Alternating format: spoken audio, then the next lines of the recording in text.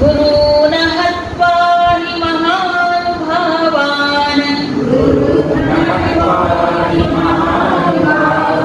శ్రేయో భోక్తుం భైక్ష్యమపీహ లోకే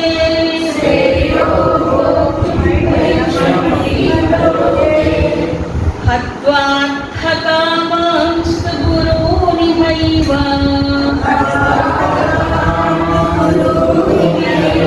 కుంజీయ భోగాన్ రుధిర ప్రదిగ్ధాన్.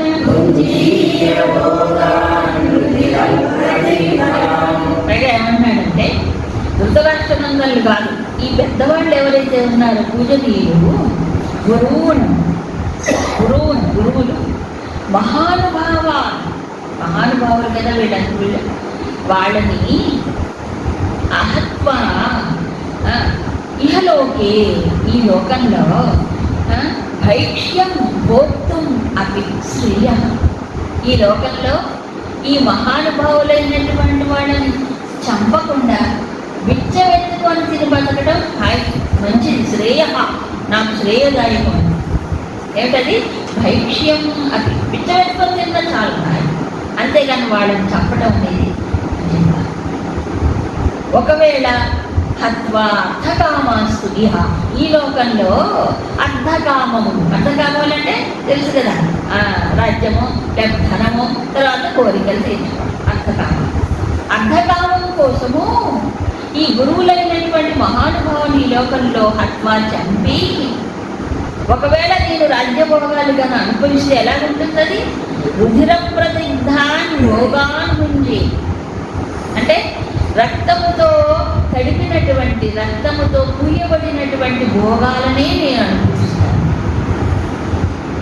అంటే ఇది కూడా ఒక చాలా సున్నితమైన విషయం. ఒక రకంగా చెప్పాలంటే మానసిక స్థాయిలో ఆలోచిస్తే, అవునా కాదా?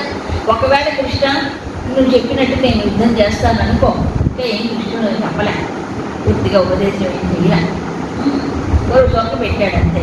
ఒకవేళ రాజ్యసుఖం కోసం వీళ్ళని చంపేసేసి నేను యుద్ధం చేసి గెలిచినా, నాకు ఆ రాజ్య భోగాలు రాజ్యం వచ్చినా ఎలా ఉంటుందంటే, నేను ఏ భోగం అనుభవించినా నాకు మా తాతగారి రక్తం, మా గురువు గారి రక్తమే కనిపిస్తుంది. నాకు సుఖమే ఉంది, మాట్లాడుతుంది సుఖమే లేదు. వాళ్ళ రక్తం అంటే నేను బాగా వేసి కొడితే అప్పుడు వాళ్ళకి రక్తం కారుతుంది కదా, అవునా కదా? వాళ్ళ రక్తాన్ని చిందించి ఆ కూడు తినేదని, రక్తంతో కలిసినటువంటి కూడు భాగం అనుభవించేదా. ఎందుకు కృష్ణ, ఇది నిజంగా సుఖం, ఇది నాకు, ఇది మానసికంగా నన్ను బాధించినట్లే అయిపోతుంది, బాధపడినట్టు, నాకు నేను ఇది చేసుకున్నట్టు కదా. కాబట్టి దీని బదులు ఆ ఇంటికి వెళ్ళిపోయి మాకు అలవాటే లేదు, నువ్వు వెచ్చవెచ్చుకుంది ఏకచక్ర పొరలో ఉన్నప్పుడు వాడు విషాదం చేసి బతికారు, కాబట్టి నో ప్రాబ్లం, మాకు అలవాటు అయిపోయింది. కాలంటే పడి పిచ్చ వేసుకొని తింటాం, కానీ ఈ రక్తపు కూడు మాత్రం నేను తెలియలేదు కృష్ణ, ఇది నాకు కాదు. ఈ మాట వింటే మనకు కూడా జాలి కలుగుతుంది. అయ్యో అర్జునుడు నిజమే కదా, అర్జున్ చెప్పిన మాట ఎంత సత్యం, నిజమే, మనకు కూడా అలా అనిపిస్తుంది, మనకు కూడా అర్జున్ పైన సానుభూతి కలుగుతుంది. కానీ కృష్ణుడు మాత్రం సానుభూతి చూపించలే. ఇవన్నీ చెప్పారు కదా, ఉద్విగ్నమైన హృదయం ఇలా స్పందిస్తుంది, మనస్సు స్పందిస్తుంది, అవునా? సరే, నిజంగా అర్జునుడు ఇంత సాఫ్ట్ సెంటిమెంట్స్తో మాట్లాడుతున్నాడు కదా, ఒక కరుణాద్రమైన హృదయంతో మాట్లాడుతున్నట్టు అనిపిస్తుంది. కానీ తర్వాత శ్లోకం చదివితే అతను నిజంగా మానసికమైనటువంటి ఒక కరుణన లేక బుద్ధిలో వచ్చిన కన్ఫ్యూజన్ అనేది తనంతట తానే తెలుపుతున్నాడు. అక్కడ 6వ శ్లోకంలో క్లియర్గా అర్థమవుతుంది, ఇది బుద్ధిలో దోషమే అని. చూడండి, నైతద్విద్మః కదరన్నో గరీయః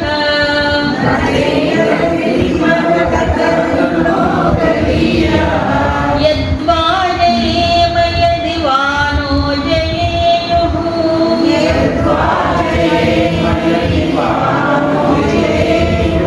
యానేవ హత్వా న దిదీమహీః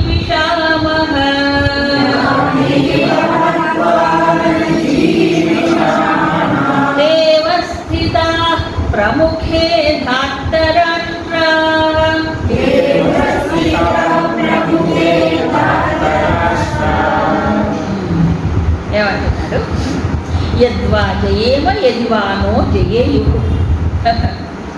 అంటే ఈ రెండిట్లో ఏతత్ అహం న విద్మః కతరత్ నః గరీయః. ఈ రెండిట్లో ఏది గరీయ అంటే శ్రేష్టమైనదో నాకు తెలియట్లేదు కృష్ణ. నా విద్మః నాకు అర్థం కావట్లేదు, పాల్పోవట్లేదు. ఏది శ్రేష్టం అంటే యద్వా జయేమ యదివా నో జయేయు. అంటే మనము వాళ్ళని గెలిస్తే మంచిదా, వాళ్ళు మనల్ని గెలిస్తే మంచిదా? ఇది నాకు అర్థం కావట్లేదు. ఓ పెద్ద సమర్పించబడి అంటున్నాడు. ఎందుకని ఇలా అడుగుతున్నాడు అంటే యానేవ హత్వా, ఎవరినైతే చంపి జిజీవిషామః, ఎవరిని చంపితే జీవించాలని అనిపించదో తే ధార్తరాష్ట్రాః ప్రముఖే అవస్థిత. ఎవరిని పోగొట్టుకున్న తర్వాత ఈ జీవితం పైన ఇచ్చ ఉండదో మళ్ళీ ధార్తరాష్ట్రాలు అంటున్నాడు. ఈ ధృతరాష్ట్రాలందరూ ఎదురుగా నిలబడ్డారు యుద్ధంలో. వాళ్ళందరినీ చంపుకుంటే అందరి సోదరులందరినీ పోగొట్టుకొని ఏ బతికిదంతా పడి మట్టి మాట్లాడుతున్నారు. సోదరులందరినీ చంపుకొని నేను భోగం అనుభవించేదా రాజ్య సుఖం కోసం? వాళ్ళందరినీ చంపితే నాకు సుఖమా కృష్ణ? అందుకు నాకు ఇప్పుడు అర్థం కావట్లేదు. వాళ్ళు నన్ను జయిస్తే బాగుంటుంది, నేను వాళ్ళని జయిస్తే బాగుంటుంది. నేను వాళ్ళని జయించాలంటే ఏం చేయాలి? చంపేసి నాకా అసలు ప్రతీకారం లేదు, ఎట్లా కింద పడేసే లాంటివన్నీ.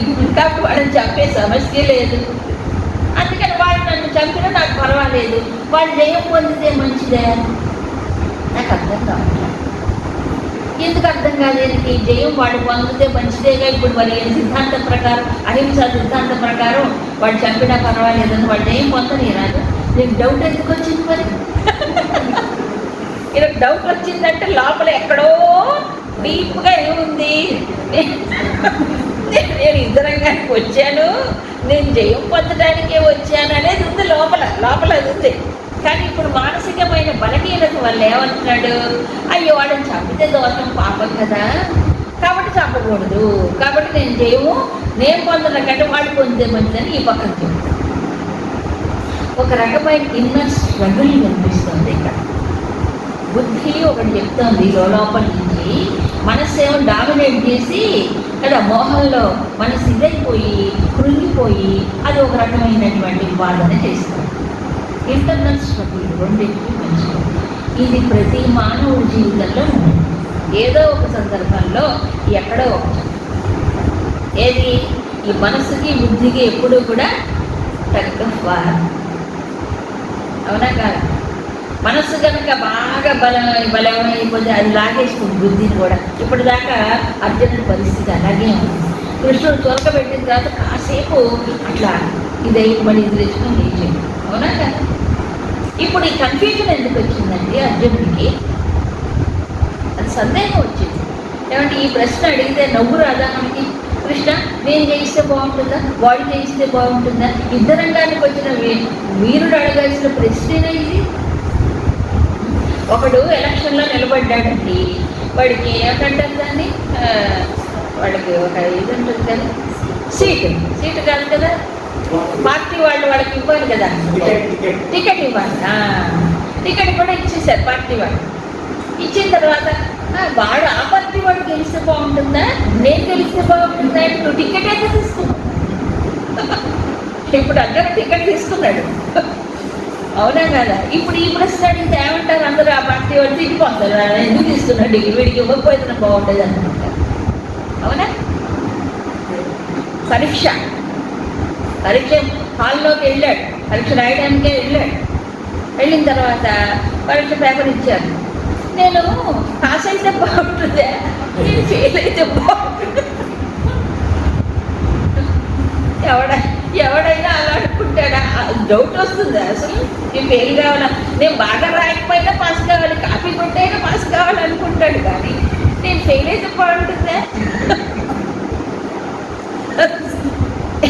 ఇప్పుడు అలాగే ఉంది ఇప్పుడు అర్జున్ పరిస్థితి. ఏది శ్రేష్టమో నహ గరీయ కథలది, ఏది గొప్పదో నాకు అర్థం కావట్లేదు. ఈ కన్ఫ్యూజ్ స్టేట్ ఆఫ్ మైండ్ అర్జునుడికి ఇప్పుడే వచ్చింది. కాసేపట్లోనే వచ్చి, ఇంతకుముందు లేదు, గెలవాలి, నేనే గెలవాలన్న స్థితిలో ఉన్నాడు అప్పుడు. అవునా? కాబట్టి ఇది ఒక హాస్యాస్పదంగా ఉంది ఒక రకంగా చెప్పాలి. ఎందుకని అంటే చెప్పాను కదా, ఒకటే ఆయన ఇప్పుడు పాపం వస్తుంది, మన వాళ్ళని చంపుకుంటే పాపం, మన వాళ్ళు లేకుండా మన సుఖాన్ని అనుభవించలేము, వాళ్ళని చంపి అనుభవిస్తే వచ్చే సుఖము సుఖమే కాదు, కలిసి ఉంటే కలదు సుఖము అనేది పట్టుకున్నాడు ఇప్పుడు. అది ఇక్కడ పట్టుకురాదు, కానీ ఇక్కడ పట్టుకుంటున్నాడు దాన్ని. సరే, తనకు తోచిందంతా మాట్లాడాడు. తన బుద్ధి ఎంత మేరకు కూడా ఆలోచిస్తే అంతవరకు ఆలోచించి మొత్తానికి యుద్ధం చేయకుండా నిలపాలి, యుద్ధం జరగకూడదు అనేటువంటి దాన్ని ఆర్గ్యుమెంట్ని బాగా సపోర్ట్ చేసుకున్నాడు. కానీ సహజంగా లోపల ధీరుడు కదా, బుద్ధిశాలి కదా ఆయన, అందుకని మళ్ళీ ఇప్పుడు సందేహాన్ని వ్యక్తం చేస్తున్నాడు. ఇకపోతే సందేహం వ్యక్తం చేయడం కూడా అయిపోయింది, ఆ స్థితి కూడా దాటిపోయి తర్వాత శ్లోకంలో సందేహాన్ని వదిలేసేసి సంశయాన్ని వదిలేసేసి శరణాగతి పొందుతున్నాడు. ఇప్పుడు అర్జునుడు వివేకవంతుడు. ఇందాకంటే ఏమైపోయాడు, ఒక విషాదం వల్ల ఆ ఎఫెక్ట్ అతని బుద్ధిమంతుడు కదా. సో ఇప్పుడు తమస్సు నుంచి లేచాడు, రజస్సుకు వచ్చాడు, కాసేపు మాట్లాడాడు. మన రజస్సు నుంచి కొంచెం సత్వం తొంగి చూచింది అతనిలో, ఆ సత్వం యొక్క కాంతి రేఖ బయటకు వచ్చింది. అందుకని ఇప్పుడు కృష్ణుడితో ఏమంటున్నాడు, కార్పణ్య దోషోపహత స్వభావః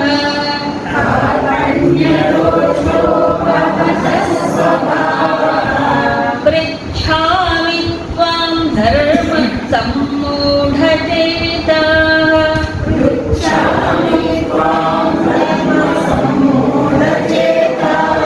యచ్ఛ్రేయస్యాన్నిశ్చితం బ్రూహి తన్మే.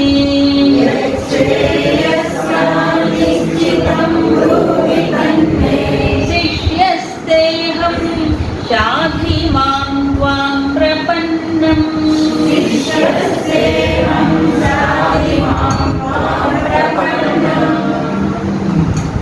ఇప్పుడు అర్జునుడు గుడ్ బాయ్, బుద్ధివంతుడు, బుద్ధి స్థాయిలోకి వచ్చాడు కాస్త. ఎవరు బుద్ధిమంతుడు? ఒకటి, తన దోషాన్ని తాను గుర్తించిన వాడు. సో కృష్ణుడు ఒక కొరట దెబ్బ కొట్టాడుగా, కాస్త మేల్కొన్నట్టే బుద్ధి కాస్త ఏమన్నాడు, తన దోషం ఏమిటో తాను ఒప్పుకున్నాడు. First point. రెండవది, దోషం తెలుసుకోవడం, దోషాన్ని అంగీకరించడం. విచిత్రం ఏంటంటే కొన్ని సందర్భాల్లో ఈ అహంకారం అనేది అడ్డం వచ్చి మనిషికి దోషం ఉన్నదని తెలిసినా ఒప్పుకోవడం, ఉందని తెలిసినా ఒప్పుకోదు ఎవరు, రైట్. సో దోషం తెలుసుకోవడం, గుర్తించడం, తర్వాత అంగీకరించడం, ఆమోదించడం. రెండవది, దోష నివారణ కోసము తనకంటే పెద్దలైనటువంటి గురువులను, మహానుభావం, భగవంతుడిని శరణాగతి పొందడం. ఇది మంచి బుద్ధిమంతుడు చేసే పని. ఇప్పుడు అర్జునుడు కాస్త బుద్ధిమంతుడు అవుతూ ఉన్నాడు. ఏమంటున్నాడు, కార్పణ్య దోషోపహత స్వభావం. నా స్వభావం ఏమైంది, కార్పణ్యం అనే దోషము చేత దెబ్బతిన్నది. ఒప్పుకున్నాడుగా, దోషం వచ్చింది, దోషం ఉన్నది నాలో, ఒప్పుకున్నాడుగా. ఇప్పటిదాకా ఆ మాట అంటలే, అన్నాడా? అనలేదు. పైగా పాపం వస్తే చేయకూడదు అన్నాడు. ఇప్పుడు తన లోపల నుంచే ఒకటి మేల్కొంటాను, మేల్కొని చెప్పింది ఏమని, నువ్వు సరిగ్గా ఆలోచించట్లేదు. ఇందాక సందేహం వెలిగించాడు, ఇప్పుడు క్లియర్గా అంటున్నాడు, నా యొక్క స్వభావము దెబ్బతింది. నా స్వభావం కాదు. ఏం దోషం అయ్యా నీకు వచ్చింది? కార్పణ్య దోషం. ఈ కార్పణ్యానికి బోల్డ్ అర్థాలు చెప్తారు. పిసిరిగొట్టుతనం అని, పిసినాతనం అని చెప్తారు. అది కాదు, దైన్యం, దీనత్వం అంటారు చూడండి, దైన్య స్థితి, దీనం. ఆ దైన్యం అనేది, లోభత్వం అని రకరకాలుగా చెప్తారు. దీనికి మూలం ఏమిటంటే, అంటే ఉపనిషత్తు స్థాయిలో ఉండే నిర్వచనం వేరు, సామాజిక స్థాయిలో ఉండే ఆలోచన వేరు. ఏదైనా ఒక పదానికి కొంత డీపర్ మీనింగ్ ఉంటుంది ఎప్పుడు ఉపనిషత్తుల్లో, కానీ మామూలుగా ధర్మశాస్త్రాలు కానీ మామూలు అర్థాలు పైపైన. ఇక్కడ అర్జునుడి స్థితి ఏమిటి? దైన్యం వచ్చేసి, అంతేగా, దుఃఖం వచ్చేసి, దైన్యం వచ్చేసి, ఎలా చెప్పేది, బాడ వేసి ఎలా కొట్టేదని ఏడుస్తున్నాడు. దీనత్వమే. కానీ అది దోషం అని గుర్తించాను. ఎప్పుడు వీరుడు కాకూడదు. వీరుడేమో వాడి ఎప్పుడు వీరుడుగానే ఉండాలి, అంతేగాని వీరుడైపోతే ఇలా చీరుడుగా నిలబడాలి. ఇప్పుడు ఏమైంది? దైన్యంగా, దీనత్వం రాకూడదు. అయితే ఒకటి, దీనత్వం అనేది కూడా ఒక మంచి లక్షణమే, దైన్యం కూడా మంచి లక్షణమే. ఎప్పుడు అంటే ఒక ఈశ్వరుడి విషయంలో తాను దీనుడుగా ఉండాలి, ఇంకెక్కడా దీనుడుగా ఉండదు.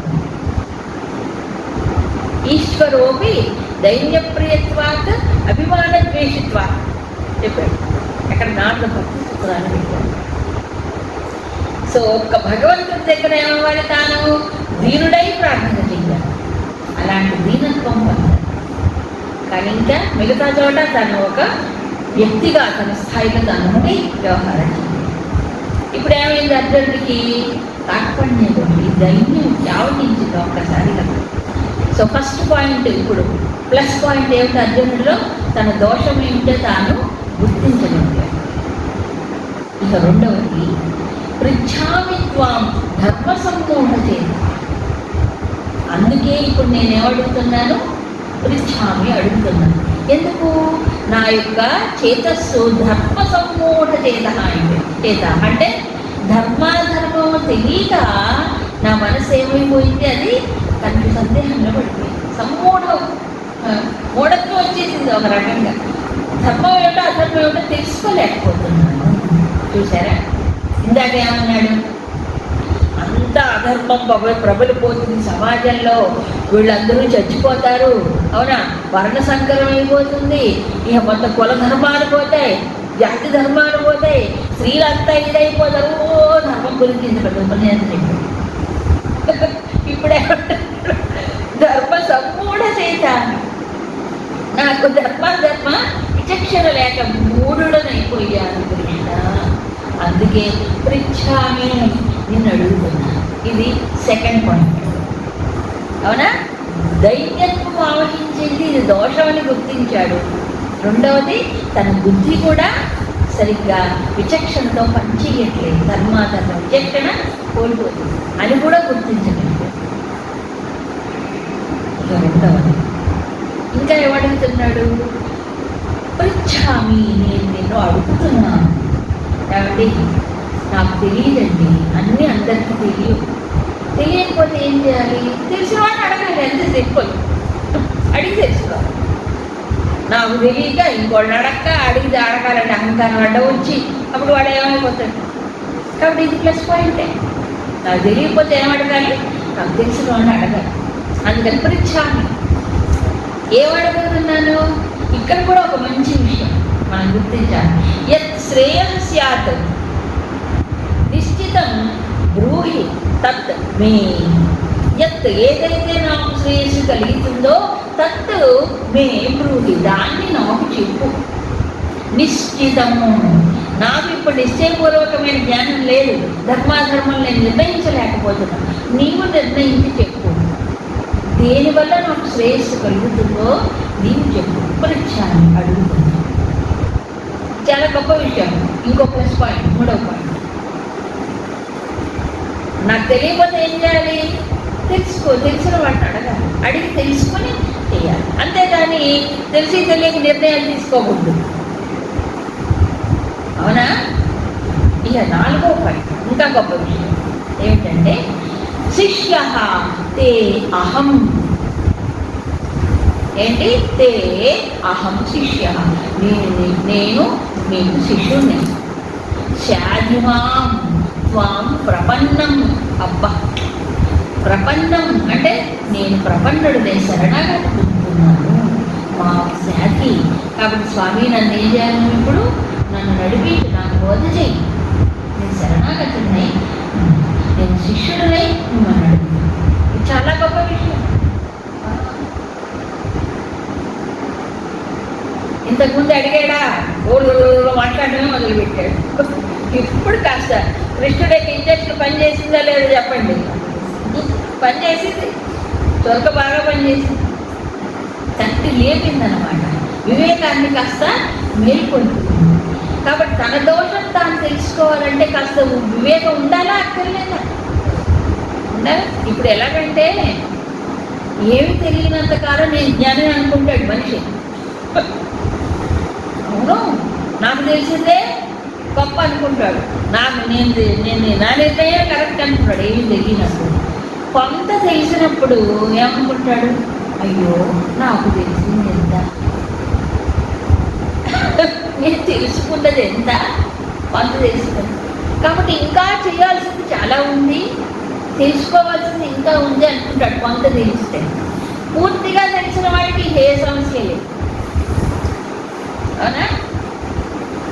కొంత తెలిస్తే ఇంతేనా నేను తెలుసుకుంది అనుకుంటాడు. శాస్త్రం చదివితే అర్థమవుతుంది. శాస్త్రమే తెలియని వాడు ఏమనుకుంటాడు, నేను చేసేదంతా కరెక్టే అనుకుంటాడు. అదే వచ్చిన ప్రాబ్లం ఈ సొసైటీలో. ఇప్పుడు ఏమిటంటే శాస్త్రం ఎవరు పట్టుకోరు, శాస్త్ర ప్రమాణం ఎవరికి అవసరం లేదు. ఎవరి సిద్ధాంతాలు, ఎవరి మార్గాలు, ఎవరి ధ్యానాలు, ఎవరి యోగాలు వాళ్ళకే అయిపోయి. కాబట్టి ఇంతమంది గురువులు, ఇంతమంది బోధలు, ఇన్ని వచ్చేది. శాస్త్ర ప్రమాణంగా తీసుకునేది ఎవరు చెప్పండి? తక్కువే. అవునా? మరి మహానుభావులు ఎవరు? శాస్త్రానికి వాళ్ళ ప్రమాణం ఏంటి? గురువులు అంటే ఎవరు? మహానుభావులైన గురువులు, యూట్యూబ్ గురువులు కాదు. యూట్యూబ్లో ఎవరితో వాళ్ళు పెడుతుంటారు. గూగుల్ గురువులు కాదు, అది కాదు ప్రమాణం. అవునా? శాస్త్ర ప్రమాణం. శాస్త్రానికి మహానుభావులైనటువంటి వాళ్ళు కదా. కాబట్టి అలాంటి వారిని ఏం చేయాలి? అర్థించాలి, అడగాలి, తెలుసుకోవాలి కదా. ఏమన్నారు? ఏది నాకు శ్రేయోదాయకమో దానిని నాకు చెప్పు, నీవు నిర్ణయించి నాకు చెప్పు. నేను నిర్ణయించలేకపోతున్నాను కదా, ధర్మాధర్మ విచక్షణ నాకు ఇప్పుడు లేదు కదా. అది మూడో విషయం ఏమంటున్నాడు? ప్రపన్నం. ఇది చాలా గొప్ప విషయం. శరణాగతి పొందటం, ప్రపన్నత పొందటం చాలా గొప్ప విషయం. అది రావద్దు, రావడమే అడ్డం వస్తుందండి. ఇప్పటిదాకా ఏమనుకున్నాడు ఈయన, కృష్ణుడు నాకంటే కొంచెం పెద్దవాడు, కాస్త ఏదో మంచివాడు అనుకున్నాడు. ఆయన ఉంటే నాకు చేయగలిగితే అంతవరకే చూశాడు. ఇప్పుడు ఏమంటున్నాడు? For the first time in his life ఏమంటున్నాడు అర్జునుడు? శిష్య తే అహం అంటున్నాడు. ఇప్పటిదాకా ఎప్పుడు నేను నీకు శిష్యుణ్ణి అని అనలేదు నోటితో ఒకసారి కూడా. ఇప్పుడు ఎప్పుడైతే బుద్ధి మేల్కొన్నదో ఇప్పుడు అంటున్నాడు నేను శిష్యుణ్ణి. ఒక్క శిష్యనికమే కాదు, ప్రణిపాత భావం చెప్పాడు. గుర్తుందా? మనకు 4వ అధ్యాయం వస్తుంది.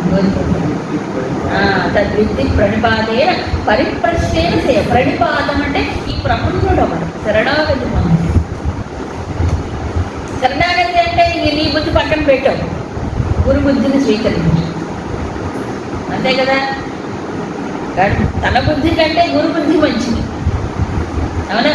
తన బుద్ధితో ఎంత బుద్ధి ఇది, ఇదిగో ఇట్లా ఊసిపోయే బుద్ధి, మనసు డామినేట్ చేసినప్పుడు బుద్ధి మంచి. ఇప్పుడు అదే జరిగింది అర్జునుడికి. అందుకని ఏం చేయాలి? ఇప్పుడు నీవు ఏదైతే శ్రేయదాయకమని నిర్ణయిస్తావో అదే నేను శిరసావహిస్తాను, అందుకే నేను శరణాగతిని అని ఎప్పుడైతే వేడుకున్నాడో అప్పుడు భగవంతుడు కరుణించిన ఇప్పుడు ఈ జ్ఞాన అమృతాన్ని ఇప్పుడు భగవంతుడు ప్రసాదిస్తాడు. అడగంది అమ్మైనా పెట్టదు, ఇప్పుడు అడగాలి.